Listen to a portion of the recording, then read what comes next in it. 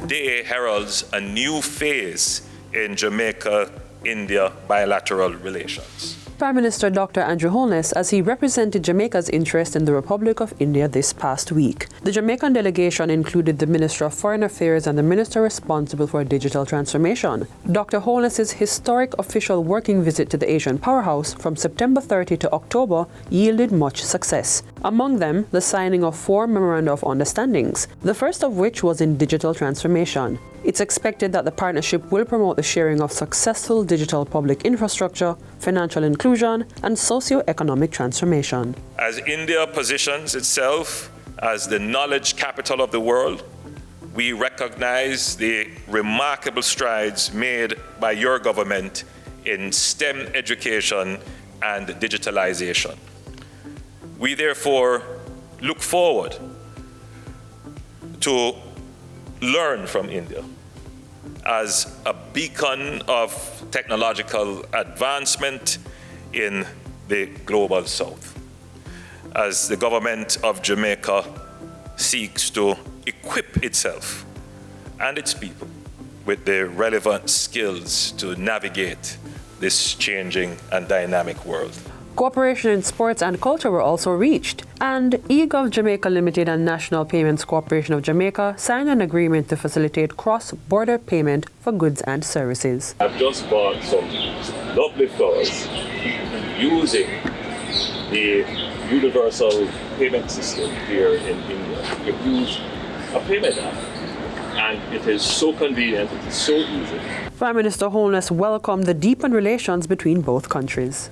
Our discussions touched a range of issues of mutual interest, including health, agriculture, digital transformation, film, education, sports, tourism, and many other subjects. In light of my administration's effort to enhance the safety and security of our citizens, with a focus on strengthening the national security infrastructure and enhancing border security, we see India, a global leader in technology-driven security solutions, as a natural ally. Friends, Jamaica is ready to do business. Prime Minister Dr. Andrew Holness's rallying call for investments as he addressed a meeting with the Confederation of Indian Industry, CII. He outlined several opportunities for growth on the island, including tourism, infrastructure development, renewable energy, animation, medical tourism, and health.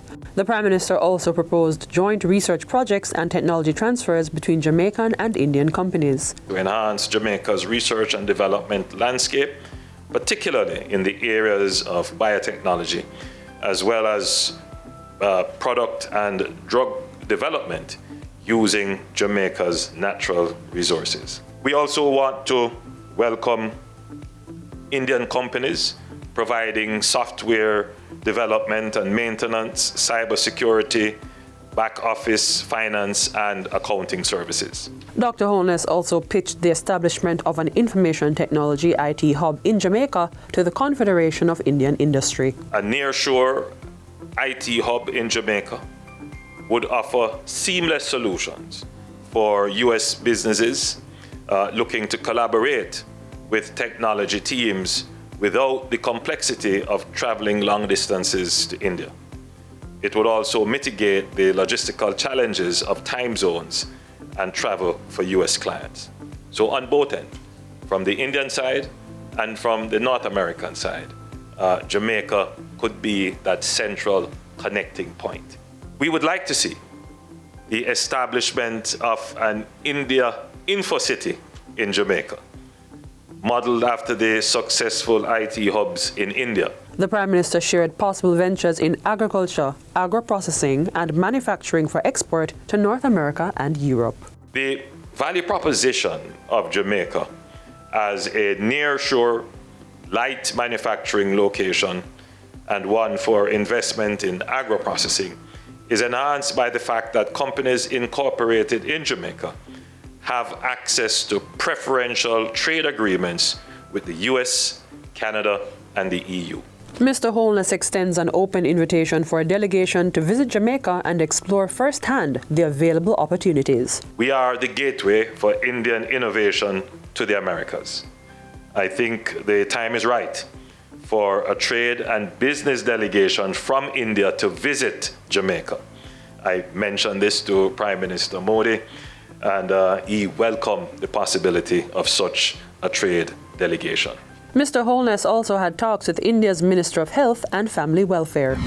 While in India, the Prime Minister officially opened the Jamaican High Commission office in New Delhi.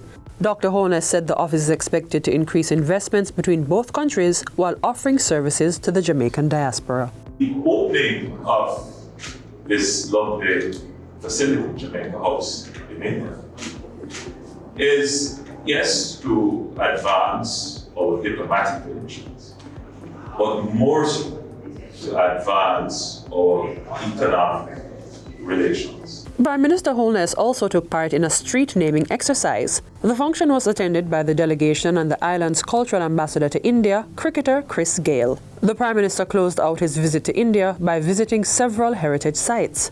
Dr. Holness toured the Parliament building and the constituency of Varanasi, home to the River Ganges, and several other iconic religious and cultural sites. The Prime Minister also visited the hallowed grounds where Buddha delivered his teachings. Prime Minister Holness said the experience was enlightening as he saw firsthand artifacts carried over and carefully preserved for the ongoing education of Indians. My visit to India has given me a renewed appreciation of the strength, resilience, and generosity of the Indian people. I look forward to deepening our partnership and strengthening our cooperation in the years ahead. And that's it for Jamaica House Weekly. Be sure to join us next time for more of the news stories coming out of the Office of the Prime Minister.